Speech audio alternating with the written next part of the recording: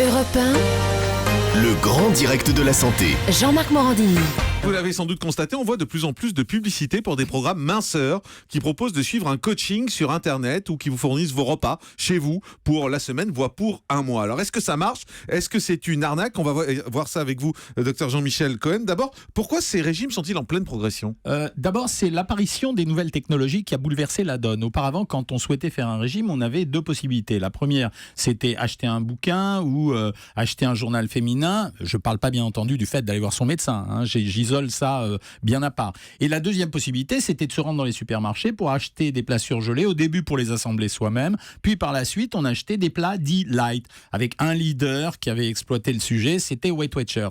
Et puis l'originalité, c'est qu'à un moment donné, une société américaine, qui s'appelle toujours d'ailleurs Jenny Craig, s'est dit au fond, puisque le coaching par Internet fonctionne et puisque les gens aiment acheter des produits light, pourquoi on leur livrerait pas directement les produits light? Et donc l'idée s'est imposée progressivement de dire, vous souhaitez faire un régime, non seulement on va vous dire ce qu'il faut manger, mais en plus on va vous le livrer à la maison. Donc on est arrivé à cette solution où Jenny Craig a ouvert notamment une batterie de boutiques et une plateforme de livraison qui était en Bretagne pour livrer aux gens les plats surgelés. La difficulté de cette histoire... Ah, c'est des plats surgelés? La plupart du temps, c'est des plats sous vide ou surgelés. D'accord. Il y avait deux difficultés. Premièrement, les plateformes de livraison, c'est-à-dire comment fait-on pour envoyer ces plats jusque des gens qui habitaient parfois à 500-600 km de là. Deuxièmement, quel prix ça coûtait? Et troisièmement, est-ce que ça changeait vraiment la donne? Alors en réalité, on s'adresse à une population de gens qui disent, un, j'ai envie de faire un régime, et deux, j'ai vraiment envie de rien faire. Et là où ça nous pose un problème, c'est qu'on sait que suivre un régime et maigrir, c'est quand même une entreprise un peu plus longue que le simple désir qu'on a tous de perdre 10 kilos en 15 jours.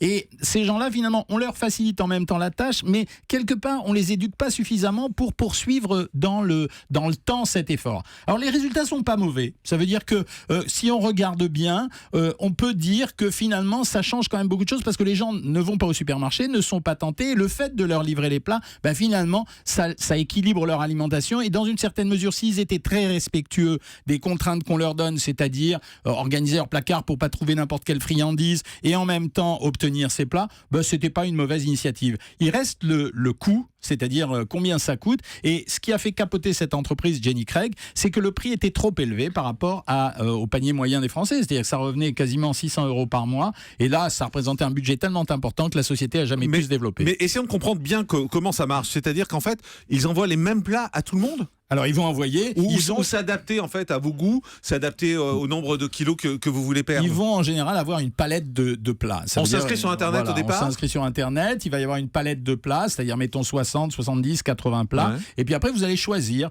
à l'intérieur de ces plats, comme vous le faites dans la vie de tous les jours, ceux qui vous plaisent ou ceux qui ne vous plaisent pas. Mais quelle est la différence entre aller chez un Picard ou n'importe quelle autre marque et prendre des plats allégés à 250 calories? En pratique, non, c'est pas très différent dans la mesure où finalement, quand vous remarquez par exemple les plats cuisinés dans les supermarchés, ils sont quasiment uniformisés. Aujourd'hui, un plat surgelé ou un plat sous vide en supermarché, il pèse en moyenne entre 250 et 300 grammes. Il a une valeur calorique, quand il n'est pas diététique, entre 120 et 150 kilocalories pour 100 grammes. Et quand ils sont diététiques, on abaisse les plats pour descendre à 300-350 calories, ce qui fait environ 90. Le plat, parce que vous avez dit 150 pour l'autre. Oui. Voilà, donc en pratique, c'est exactement la même chose que d'acheter en supermarché. Par contre, pour ceux qui n'ont ni le temps ni l'envie d'aller dans les supermarchés, on leur livre tout prêt à la maison ce qu'il faut manger. Et finalement, c'est une forme de contrainte. Ça veut dire que comme vous avez ça et que vous l'achetez pour X jours, vous êtes bien obligé de le manger et vous allez manger que ça. Est-ce que ça change quelque chose?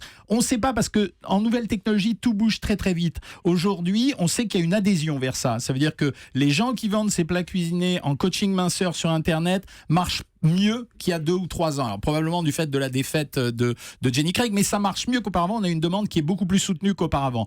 Est-ce que ça change des choses?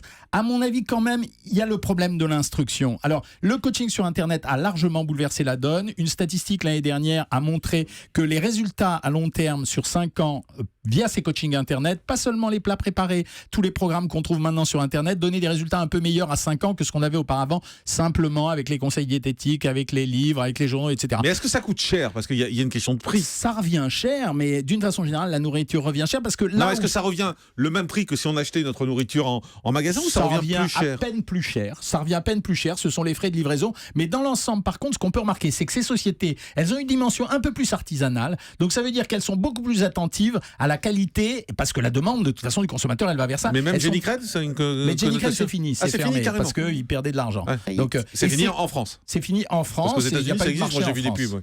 Non, il n'y a pas de marché en France. Donc ça veut dire que cette définition artisanale, le fait qu'il y ait beaucoup d'artisans qui rentrent sur ce secteur, ça va peut-être avoir tendance à amener des plats écologiques, biologiques. Mais qui fait les plats? Des saveurs différentes. Qui les en conçoit? général, c'est fait des dans médecins? des ateliers. Non, mais bien sûr, non, mais c'est des médecins. Il y a toujours un diététicien qui contrôle ça ou un nutritionniste qui donne son label à ce genre de choses. C'est pas une mauvaise chose en soi. Maintenant, est-ce que ça va vraiment rendre service aux gens? L'expérience va nous le montrer dans le temps. Isabelle Quenin. C'est un truc d'égoïste en fait. Parce que moi, je mets quiconque au défi de continuer à vivre normalement avec ses plats. C'est-à-dire que vous êtes maman, vous avez 3 gamins à la maison, vous allez continuer à faire les courses pour eux. Vous, on va vous livrer à votre bureau ou chez vous, ça va vous coûter quand même une blinde. On vous Il y a livre... l'inverse. Non, mais attendez, juge Jean-Michel pour bien combat, on vous livre pas tous les midis. On vous livre pas tous les jours, c'est impossible, sinon ça reviendrait beaucoup trop cher. Donc on vous livre une batterie pour une semaine ou pour un mois, d'une semaine ou d'un mois. Mais là où votre argument est juste, mais il peut se combattre aussi par l'effet inverse, c'est-à-dire que quand vous êtes maman et que vous avez une famille, vous avez envie de préparer non pas 2 cuisines mais une seule, donc vous pouvez très bien faire la cuisine pour votre famille et en même temps avoir votre plat tout prêt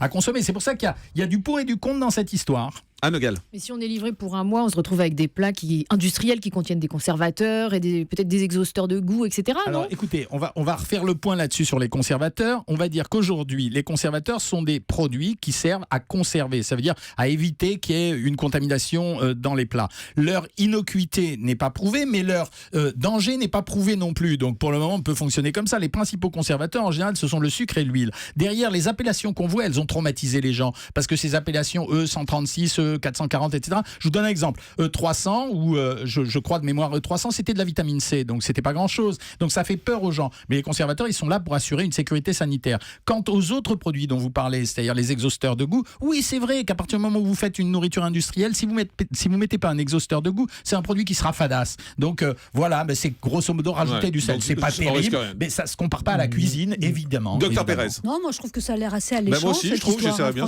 D'abord, ça vous évite de faire la cuisine.